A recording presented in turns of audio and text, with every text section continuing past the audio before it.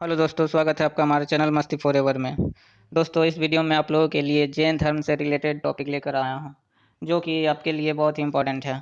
अगर आप एग्ज़ाम की तैयारी मन से करते हैं तो आपको ये वीडियो ज़रूर देखनी चाहिए, क्योंकि एग्ज़ाम में जितने भी जैन धर्म से रिलेटेड क्वेश्चंस पूछे जाते हैं वो इस टॉपिक में मैंने सारे कवर कर दिए हैं, जो कि बहुत ही इंपॉर्टेंट है।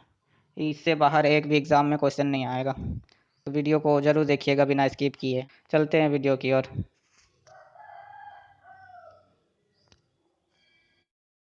तो हम लोग पढ़ रहे हैं जैन धर्म के बारे में। जैन धर्म जो है सिंधु घाटी से मिले अवशेष, जैन अवशेष जैन धर्म को दुनिया का सबसे प्राचीन धर्म का दर्जा दे चुका है। जैन धर्म और बौद्ध धर्म में बड़ी समानता है, किंतु यह साबित हो चुका है कि बौद्ध धर्म की तुलना में जैन धर्म अधिक प्राचीन है। तो दोस्तों, ये दर्जा मिल चुका है जैन धर्म को कि ये दुनिया का सबसे प्राचीन धर्म है। और अब आ जाते हैं जैन धर्म का संस्थापक। इनके संस्थापक कौन है? ऋषभ देव को माना जाता है, और ये पहले तीर्थंकर भी हैं। जैन धर्म के 23वें तीर्थंकर पार्श्वनाथ हैं, जो काशी के इक्ष्वाकु वंशीय राजा अश्वसेन के पुत्र थे। इन्होंने 30 वर्ष की अवस्था में संन्यास जीवन को स्वीकारा। इनके द्वारा दी गई शिक्षा थी, तो इनके द्वारा 4 शिक्षाएं दी गई थी: हिंसा न करना, चोरी न करना, सदा सत्य बोलना या संपत्ति न रखना। इनके द्वारा दी गई शिक्षा थी। तो दोस्तों, आप जो देख पा रहे हैं डार्क किया हुआ है, ये आप लोगों के लिए इम्पोर्टेंट है। ये एग्ज़ाम से रिलेटेड है, जो कि हम इसमें डार्क कर दिए। अब तीसरा नंबर आ जाता है महावीर स्वामी, जैन धर्म के 24वें तीर्थंकर और अंतिम तीर्थंकर हैं।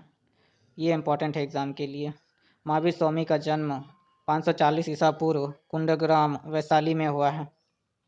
इनके पिता का नाम सिद्धार्थ है, जो ज्ञात्रिक कुल के सरदार थे, और माता त्रिशला लिच्छवी राजा चेतक की बहन थी। तो एग्ज़ाम में ये भी पूछा जाता है कि जो महावीर स्वामी है वे किस कुल से रिलेटेड हैं, तो ये हो जाएगा ज्ञात्रिक कुल से। चलते हैं अगले पॉइंट की ओर। अगले पॉइंट है कि महावीर की पत्नी जो है उसका नाम यशोदा है, और उसकी पुत्र का नाम अनुजा प्रियदर्शनी। महावीर के बचपन का नाम वर्धमान था।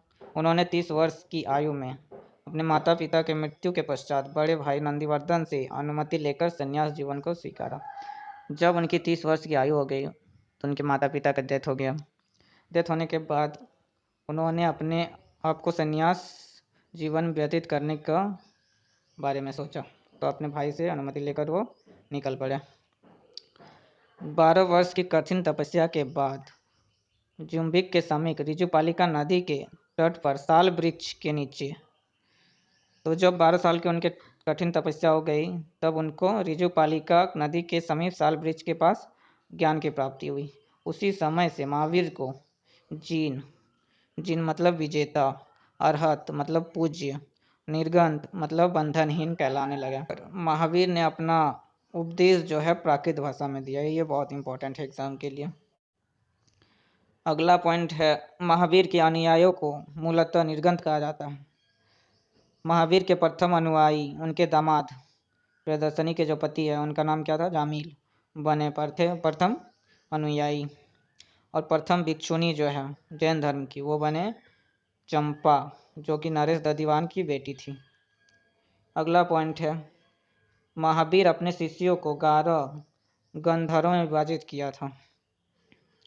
आर्य सुधर्मा अकेला ऐसा गंधर्व था जो महावीर की मृत्यु के बाद भी जीवित रहा, और जो बाद में इनको थैरा और मुख्य उपदेशक का पद मिला। अगला पॉइंट है 30 नंबर। उनकी मृत्यु के 200 वर्ष बाद मगध में 12 वर्षों तक भीषण अकाल पड़ा। उनकी मृत्यु के बाद, वो महावीर स्वामी की मृत्यु के बाद, जिसके कारण भद्रबाहु और क्या है स्थूलभद्र के मगध ही में ही भद्रबाहु जो है अपने शिष्यों के साथ कर्नाटक चल गए, और स्थूलभद्र मगध में ही रुक गए। भद्रबाहु के वापस लौटने पर मगध के साधुओं में उनका गहरा मतभेद हो गया। दोनों ग्रुप में जो है मतभेद हो गया, जिसके परिणाम स्वरूप जैन मत जो है 2 भागों में बट गया। पहला श्वेतांबर, दूसरा दिगंबर। स्थूलभद्र के शिष्य को श्वेतांबर कहा जाता है, जो कि सफ़ेद वस्त्र धारण करते हैं, एवं भद्रबाहु के शिष्य को दिगंबर, जो कि नग्न रहने वाले थे। तो ये याद करने का तरीका है, जैसे स्टूल में एस 100 है, वैसे सितंबर में भी 100 है, उसी तरह आप याद कर सकते हैं। अगला पॉइंट है जैन धर्म के त्रिरत्न। ये बहुत ही इंपॉर्टेंट है फ्रेंड्स, इसको याद रखना। सम्यक दर्शन, सम्यक ज्ञान और सम्यक आचरण, जो त्रिरत्न है जैन धर्म के। अगला पॉइंट है जैन धर्म में ईश्वर की मान्यता नहीं थी, वहाँ पे आत्मा की मान्यता थी। जैन धर्म में महावीर का पुनर्जन्म कर्मवाद में विश्वास रखते थे। जैन धर्म में अपने आध्यात्मिक विचारों को साई के दर्शन से ग्रहण किया था।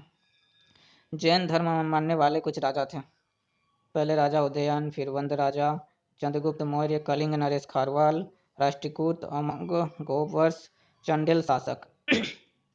तो इसमें से जो इम्पोर्टेंट है, ये उदयन इम्पोर्टेंट है, चंद्रगुप्त मौर्य है, कलिंग नरेश इम्पोर्टेंट है, खरवाल और चंदेल शासक, जो एग्ज़ाम से रिलेटेड है, ज़्यादा इम्पोर्टेंट है। चलते हैं अगले क्वेश्चन, अगले पॉइंट पे। अगले पॉइंट है मैसूर के गंगवंश। जो ये गोमतेश्वर मूर्ति बनी है, ये आपको सीधा सीधा याद रखना है कहाँ बनी है। कर्नाटक के श्रवणबेल गोला में बना हुआ है। अगला पॉइंट है खजुराहो का जो जैन मंदिर बना हुआ है, ये बना हुआ है चंडेल शासकों द्वारा। ये भी पूछा जाता है, बहुत बार पूछा गया है कि जैन मंदिरों का निर्माण कौन से शासकों द्वारा किया गया, तो वह है चंडेल शासकों द्वारा किया गया। मिडियोत्तर युग में मथुरा जैन धर्म का प्रसिद्ध केंद्र था। मथुरा कला जो है संबंध है किस धर्म से? जैन धर्म से। जैन तीर्थंकरों की जीवनी भद्रबाहु द्वारा रचित कल्पसूत्र में मिलती है। तो कल्पसूत्र जो लिखा गया है किसके द्वारा? भद्रबाहु द्वारा। इसमें आपको जैन तीर्थंकरों की सारी जीवनी मिल जाएंगी। उसके बाद जब महावीर स्वामी की 72 वर्ष की आयु हो जाती है तो उनकी मृत्यु हो जाती है 468 ईसा पूर्व में। कहाँ? बिहार राज्य के पावापुरी राज्य जिला में, जो अभी राजगीर में है।